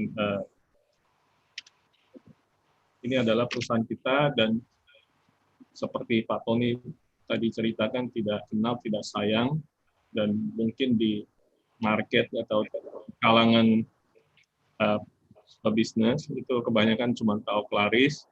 Nah, sebenarnya kita ini produsen produk-produk plastik, salah satu software, dan kita juga ada yang lain, industri, dan baby produk juga. Nah, kalau Klarisnya adalah premium lifestyle houseware, dan kebanyakan ini kita bisa ketemu di modern market dan juga GT, traditional market. Dan selainnya Klarisnya ini, kita juga ada second brand yang kita namakan Kiramas, yaitu budget lifestyle. Terus juga selainnya produk kategori houseware, kita juga ada produk kategori yang industri sama commercial. Biasanya produk-produk kita ini kita supply ke pabrik-pabrik dan juga kebutuhan komersial. Belakang ini juga karena di mulainya pandemi banyak yang cari sprayer. Sebenarnya sprayer ini tadinya untuk kebutuhan agriculture, perkebunan. Jadi pas karena banyak yang cari alat semprot ya, disinfektan. Jadi ya, awal-awal pandemi itu banyak yang cari. Nah, kita juga ada pabrik di Medan. Dan pabrik ini, selainnya di Medan, yang pabrik utamanya itu di Jakarta. Yang pabrik di Medan ini kita produksi produk-produk yang agak besar. Jadi kayak box ikan, dan ini semua keperluan untuk industri sama komersial. Yang terakhir adalah merek Pupu. Pupu ini adalah merek dari Taiwan, dan kita ada mengambil beberapa produk yang kita license dan kita produksi sendiri. Selainnya itu kita import dari sana. Nah, presentasi saya mulai dari saya cerita tentang pengalaman kita sendiri pra-pandemi. Memang banyak yang mungkin masih ingat dan tidak banyak dibicarakan, yaitu sebelumnya pandemi sebenarnya ekonomi Indonesia juga udah memasuki tahap growth yang tidak seperti sebelumnya, dan juga di demand konsumen ya, di pasaran consumer itu agak lemah. Dan ada istilah ini VUCA, yaitu volatility, ya, business gonjang-ganjing, uncertainty, ya tidak terlalu jelas, complexity, yaitu agak kompleks, kondisi bisnis, dan juga ambiguity. Ambiguity adalah ambigu, jadi kurang juga jelas sebenarnya arahnya kemana. Nah, awal-awal itu saya masih ingat COVID mulai muncul di China, ya banyak orang anggap itu adalah virus yang terjadi di China, dan juga ini adalah penyakit yang boleh bilang di musim di negara musim dingin gitu. Nah, di sini saya tahu jelas karena kepala pabrik kita anaknya dokter di Wuhan. Saya juga waktu awal Januari sudah mulai tanya dia, bisa dicari tahu lah apakah virus ini bisa seserius seperti SARS lah. Nah, waktu itu juga disampaikan ya tidak terlalu worry karena di sana sudah dikendalikan. Nah, pas beliau mendekati menjelang Imlek balik ke Indonesia, ya waktu itu juga masih belum ada tanda-tanda indikasi itu akan meledak. Nah, akhirnya kan kita semua sudah tahu. Nah, dan juga di waktu pra-pandemi ini, yaitu sampai bulan Maret, Indonesia sepertinya ada semacam kayak denial gitu. COVID ini nggak mungkin lah bisa di Indonesia. Sebelumnya aja, SARS saja nggak di sini gitu kan. Terus kelihatan bisnis itu kebanyakan ya, business as usual. Nah, tentu sebagai business leader, kita juga sudah mesti pikirkan ya, what if? Bagaimana kalau benar-benar pandemi ini tiba dan kira-kira apa sih yang kita perlu lakukan. Nah, jadi kita juga secara internal dan juga ya kita team of leader kita juga sudah ya siap-siap lah ya. Nah, kita ini di perusahaan pra Lebaran ya, waktu pas COVID tiba di Indonesia. Nah, waktu itu saya rasa semua ingat ya, pemerintah juga belum bisa yakin itu kira-kira langkah apa yang mereka akan ambil. Jadi pas waktu itu banyak yang nggak jelas, banyak yang pasti, dan juga tidak tahu sebenarnya arah kemana. Ya, saya masih ingat waktu itu masih ada perdebatan banget tentang lockdown dan juga tentang PSBB. Tentu sebagai leader ya secara dalam perusahaan kita juga udah mulai assess ya resiko-resiko yang akan bisa menimbul Dan di sini juga kita pikirkan tentang changeability. Apakah bisnis kita itu bisa berubah, dan bisnis ini kita bukan cuma pikir sendiri, tapi juga pikir dari sisi si customer dan juga dari sisi supplier. Nah, dan kita juga sudah tahu transformasi akan terjadi. Transformasi akan terjadi, akan seperti apa, ya itu kita juga siasati. Dan saya juga ingat, mulailah waktu inilah, Zoom itu banyak yang mulai coba interaksi atau memakai. Nah, saya juga mulai juga belajar dari teman-teman yang bisnis network kita, yang kira-kira ke depan ya bisa terjadi seperti apa. Nah, ini pasti sebelum Lebaran ya. Nah, sesudahnya, sebelum saya cerita tentang sesudah Lebaran, nah pas waktu itu saya ingat akhir April, dan kita putusin di masa Lebaran itu kita ambil break yang agak lama. Jadi break itu kira-kira 3 mingguan, karena kita ada pabrik, dan juga biasanya di pabrik itu kita adakan cuti massal. Jadi waktu kita kembali dari Lebaran, ya kita benar-benar sudah persiapkan diri apa kita perlu lakukan. Karena waktu di Lebaran, nah itu memang banyak waktu. Jadi banyak waktu juga saya ambil kesempatan untuk belajar. Dan belajar itu melalui Zoom, dan terutama itu banyak dari luar negeri. Nah, jadi di luar negeri juga menghadapi hal yang sama, dan mereka juga dengan cepat mereka itu persiapkan bisnis mereka menghadapi pandemi ini. Saya masih ingat yang paling terkesan itu IKEA, karena waktu itu IKEA dengan waktu yang dekat mereka mengadakan transformasi dengan konsepnya begini. Sebelumnya IKEA itu kan terkenal sebagai perusahaan retail yang offline. Artinya mereka ada showroom, mereka ada di gudang, dan juga harap konsumen ke sana. Terutama juga ada makanan yang lumayan menarik di sana. Nah, pas waktu itu di pandemi tiba, mereka langsung dengan cepat yang merubah ya dari fokus mereka. Sekarang ini di IKEA fokusnya di online. Jadi sebenarnya offline-nya online, ya, yang tadinya sebelumnya offline-nya lebih penting dari online. Nah, inilah beberapa contoh ya yang kita bisa lihat. Nah, di masa post Lebaran ini ya kita di perusahaan juga strategize dan scrutinize. Artinya kita mulai set strategi yang baru, dan juga kita mendetail melihat dari semua area bisnis kita, terutama di operation. Nah, apakah kita perlu kurangi kapasitas, apakah kita masih perlu sales ke luar kota, dan lain-lain. Nah, utamanya itu kita perlu tahu bagaimana kita alokasi sumber daya kita yang secara lebih efektif dan juga lebih efisien. Nah, tentu juga kita juga perlu tahu impact yang akan terjadi untuk cash flow kita.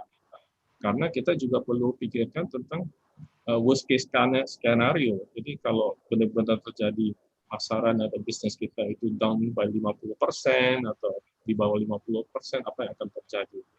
Nah, syukur di bulan Juni itu memang market ada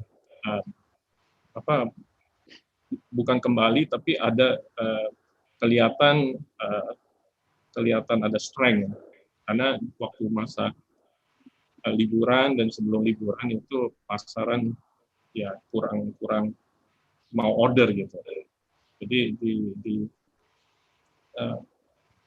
di bulan Juli ya kita kelihatan itu marketnya ya, dan juga bisnis kita ada lebih dari 50%.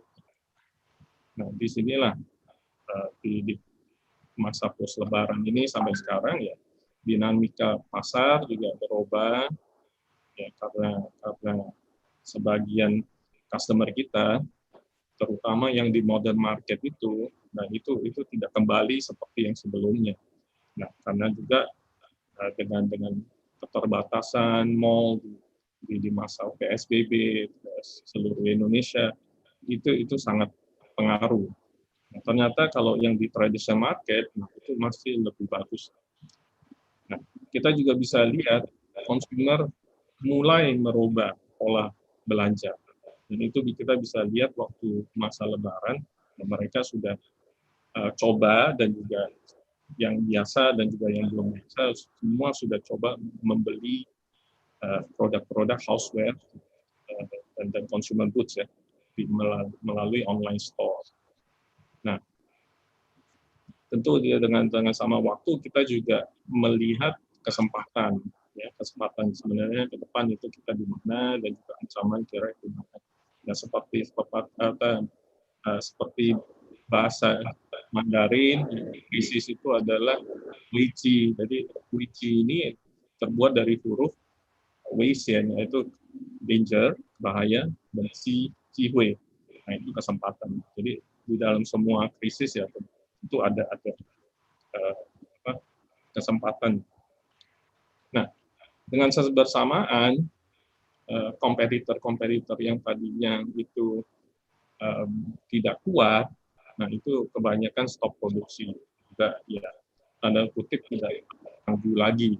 Jadi sebenarnya dengan kondisi ini kompetitor yang eksis dan juga sudah lama di pasaran itu akan kelihatan terjadi level playing field. Jadi kompetisi punya situasinya agak merata. Next saya akan bicara tentang apa yang kita lakukan untuk post pandemi ini dan apalagi berhubungan sama 2021. Nah, seperti tadi Pak Haris, Pak Tony, Pak Jody, semua optimis. Saya rasa saya juga perlu ikut optimis ya. Saya sendiri sebagai leader ya kita ini perlu optimis. Biarpun itu apa yang bisa terjadi, yang penting kita lakukan secara terbaik. Nah, saya juga sering kasih tahu teman juga leader kita sendiri, ya kita sebenarnya ada waktu ya, ada window of opportunity untuk melihat bisnis kita secara keseluruhan. Jadi menurut saya ini kita juga mesti reassess lagi sebenarnya bisnis kita apa sih. Nah ini kenapa saya cerita demikian. Memang di kalangan bisnis banyak yang leader itu pikirnya, oh saya adalah produsen, saya adalah bisnis houseware, oh saya adalah bisnis travel. Nah sekarang ini kita tidak bisa lagi mengidentify sebenarnya bisnis kita di dalam skop yang kecil. Jadi kita ini mesti lihat keseluruhan. Nah ini saya ada sedikit cerita tentang teman saya yang dia itu bisnis berlian, ya, dan dia pernah cerita sekarang ini sebenarnya dia bukan di bisnis permata sekarang karena konsumen yang mau beli berlian dia juga ada pilihan di handphone dan juga handbag yang semahal berlian. Jadi kita di sini bisa lihat sebenarnya bisnis itu adalah mungkin kemewahan atau kegengsian. Nah, jadi kita perlu terus-menerus lihat ulang ya, sebenarnya kita bisnis ini bisnis apa untuk masa depan. Kenapa saya bilang begini? Nah, di sini saya akan perkenalkan istilah normal. Nah, menurut saya new normal itu memang banyak yang sebut new normal, tapi menurut saya itu saya lebih senang namanya anormal. Kenapa? Karena normal itu pasti ada melekat dengan referensi yang semua kita tahu. Ya. Dan menurut saya yang akan datang biasa itu tidak kita masih tidak bisa tahu. ya. Jadi terus-menerus ke depan itu kondisi bisnis akan dirubah terus, karena dengan teknologi yang sudah sekarang makin maju dan juga banyak yang pemain baru, terutama anak-anak muda, jadi sudut pandang mereka beda, dan saya rasa kita ini sebagai leader ya kita sudah biasakan itu tidak akan ada normal lagi gitu. Nah, poin ketiga adalah kita mesti pikirkan future state. Nah, di sini dalam artinya kita sudah mesti bisa tahu kira-kira 5 tahun imajinasi, maksud saya, kira-kira 3-5 tahun, 10 tahun, kira-kira pasaran dan juga kebutuhan konsumer seperti apa. Sesudah kita tahu dan merasa itu yakin dan itu akan terjadi, nah kita baru balik lagi ke pekerjaan sekarang kita. Apakah pekerjaan sekarang kita sebagian itu ada apa kita lakukan atau mendesain ya ke pekerjaan kita arahnya ke sana. Nah, karena ini sangat penting sekali karena banyak implikasi yang strategik. Jadi bisnis kita itu tidak bisa cuma kerja yang sekarang saja, memperbaiki yang sekarang saja, tapi sebagian juga perlu pikirkan yang akan datang akan terjadi seperti apa. Nah, kalau dari sisi saya namakan ini dual transformation. Jadi transformasi yang 2 jalur. Ya, 1 jalur itu lakukan apa yang sekarang yang perlu dilakukan supaya bisa kompetitif dan excellence in operation. Terus 1 lagi adalah menata atau membangun jalur yang untuk yang akan datang. Nah, semua ini ya kita juga perlu resetting prioritas-prioritas. Karena tidak mungkin kita memberikan prioritas yang untuk perkembangan ya karena itu juga butuh resource. Semua ini kita cuma bisa melakukan melalui leaders yang handal. Jadi di perusahaan kita juga kita usahakan membangun leadership kita. Nah, sesudah kita sudah ada leader, mereka juga mesti bisa agile dan adaptability. Jadi lincah dan adaptasi terus. Dan ujung-ujungnya untuk kita ini semua improve terus, continuous improvement. Nah, jadi kira-kira 2021 biarpun World Bank menyatakan akan growth 5% ya secara global, dan saya juga kemarin lihat China katanya ekspektasinya 8%-an dan Indonesia 6%-an. Itu kan semua prediksi dan saya rasa yang akan datang itu ya kita mesti siap-siap lah. Optimis yes, bagaimana kita hadapi ke depan ya kita perlu juga mindset dan tim kita yang bisa mengadaptasi dan menghadapi masa depan. Ya, slide yang terakhir saya adalah buka. Jadi menghadapi ke depan kita butuh buka baru. Nah, V-nya untuk vision, ya kita tahu mana, punya understanding, pengertian, ya kondisi yang akan kita hadapi, dan juga pengertian tentang capability dari perusahaan kita.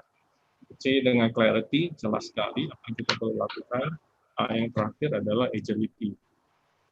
Kira-kira apa agility dalam arti ya di sini lincah. Nah, saya senang sekali yang quote dari Gandhi ini yang mungkin saya bagi sebagai mengingatkan kita semua.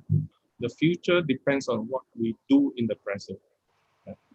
Masa depan itu tergantunglah apa yang kita sekarang lakukan. Kira-kira Pak Rudi dan Bapak-bapak yang saya hormati, di sinilah saya punya presentasi. Sebelumnya, akhir ini Pak, kalau ada yang mau sharing ya, dan juga kita produk kita sekarang bisa beli secara langsung melalui WA, dan ini untuk antisipasi behavior baru konsumer kita, dan boleh dicoba, dan ini ada kode promo 40% dari produk kita. Terima kasih Pak. Oke, terima kasih Pak. Ya, terima kasih nih Pak Kurnia. Memang ini menarik sih Pak Haris, Pak Yodi, Pak Tony, dan Pak Kurnia. Tapi memang nggak berasa waktunya sudah. Jadi mungkin gini Pak, nanti saya usul yang bertanya bisa nanti akan saya email ke Bapak-Bapak semua. Mungkin saya mohon mungkin ini Pak, closing remarks lah dari Bapak-Bapak semua, mungkin dari yang paling senior Pak Haris dulu Pak. Mungkin closing remarks-nya seperti apa? Simpel aja deh, bahwa kita selama kita bisa masih bernapas, kita harus optimis dan kita harus lakukan yang terbaik untuk lingkungan yang paling kecil, yaitu mungkin keluarga, yang lebih besar mungkin untuk masyarakat dan bangsa. Oke, terima kasih Pak Haris, wah luar biasa nih. Simple tapi padat. Mungkin dari Pak Tony Santono, Pak, closing remarks Pak. Ya, Bapak Ibu sekalian, yang penting pertama jaga kesehatan, karena dengan sehat baru kita ngomong pertumbuhan atau kita ngomong bisnis. Kalau nggak sehat, ya udah cuma lupakan semuanya. Itu aja, terima kasih. Terima kasih Pak. Ini saya kenal Pak Tony sama Pak Haris soalnya Pak golfer ya Pak ya. Oke, mungkin dari Pak Jody Pak, sini maksudnya Pak. Terima kasih Pak Rudi. Saya setuju Pak Haris, Pak ini nomor 1 kesehatan, kedua terima kasih Pak kepada kesempatan dari Jababeka, dan saya terus terang salut bahwa Jababeka selalu leading ya dengan segala usaha termasuk komunikasi webinar yang luar biasa terus nih Pak Rudi, Pak Yanto. Ya, sukses selalu Pak ya. Semoga tahun depan kita lebih baik lagi. Ya, terima kasih Pak. Pak Kurnia Pak, mungkin Pak untuk closing remarks-nya Pak. Oke. Terima kasih semuanya, terutama Jababeka yang sudah berikan kesempatan untuk sharing. Saya juga rasa hari ini banyak belajar nih, terutama dari Pak Haris juga, seperti dari Pak Tony. Nah, ya seperti Pak Tony memberitahukan yang paling penting kesehatan ya. Kalau tanpa kesehatan kita tidak bisa kita tidak bisa memimpin lah, supaya kita bisa bermanfaat ke karyawan kita dan juga perusahaan dan masyarakat lebih besar. Ya, itu dari saya dan terus dan positif. Mungkin weekend kalau Mandarin. Ya, sip. Ya Pak, ini saya sekali lagi Pak, saya akan mohon maaf mungkin karena waktu terlalu sudah lewat Pak. Dan nanti saya ulang lagi kepada audiens yang ingin bertanya atau ingin lebih lanjut beberapa informasi, silakan di chatting ke kami. Nanti kami akan sampaikan ke narasumber yang terkait. Sebelum kami close Pak, webinar siang ini, kita bisa boleh foto bersama Pak. Ini udah tradisi Pak, virtual, semua foto bersamanya virtual juga. Oke Pak, silakan Pak, mungkin Pak Tony. Kita tunggu Pak Tony benar. Pak, kita foto bersama Pak. Mungkin jempol kita Pak. Optimis. Oke, 1, 2, 3. Sekali lagi Pak, sekali lagi. Oke, terima kasih Bapak-Bapak semua, terima kasih atas audiens juga yang sudah berpartisipasi. Terima kasih Pak Haris, terima kasih Pak Jody, terima kasih Pak Tony, terima kasih Pak Kurnia, terima kasih Pak Yanto atas waktu kesempatannya, arahannya semua. Dan kita akan berjumpa lagi dalam Business Leader seri 2 Pak, nanti sekitar akhir bulan. Terima kasih Bapak semua, salam sehat dan bahagia selalu, salam sehat Pak. Terima kasih Pak. Terima kasih.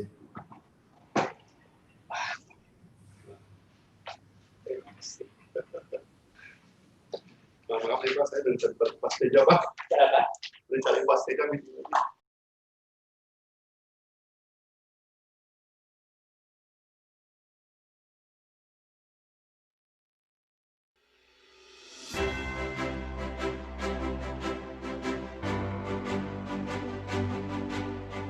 Welcome to Jababeka Industrial Estate, the biggest modern industrial estate in Southeast Asia.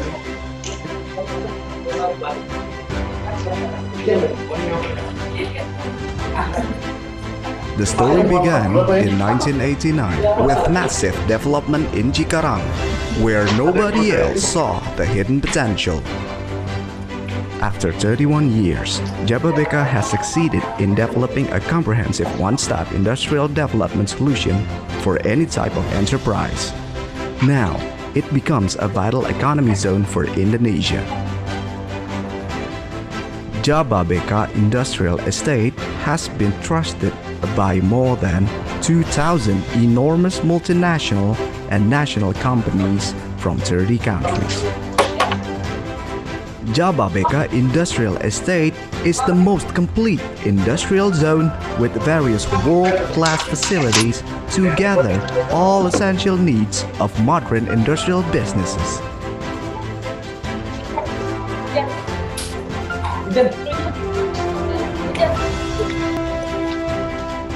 Moreover, it also supported by modern and mature infrastructures such as 4 exit tolls, access, and transit-oriented development. It designed a smart, eco-friendly industrial estate and ready to embrace the IoT and Industry 4.0 era.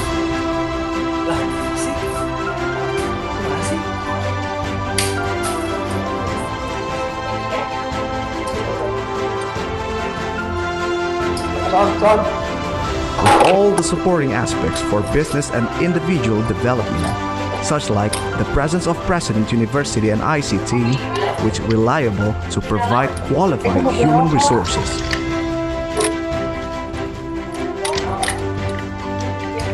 Jababeka Industrial Estate provides an ideal atmosphere and working environment for a modern industrial community that now consists of commercial and retail centers,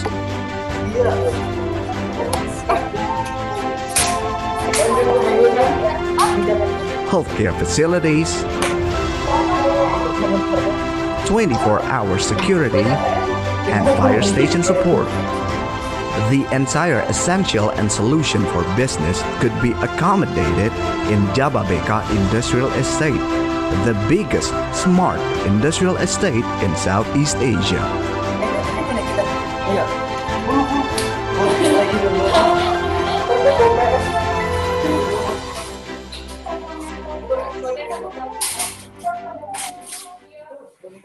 This next award is for Best Industrial Estate Development.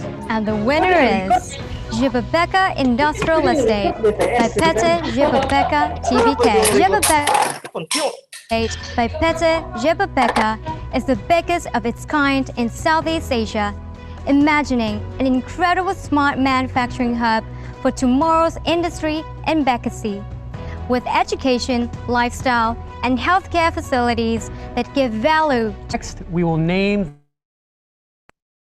Winner is PT Jababeka TBK. PT Jababeka, based in Bekasi, gives industrial action a home, creating new cities with tremendous industry-based townships, being the first Indonesian developer of its kind to be publicly listed, adding weight to its heavy-duty reputation.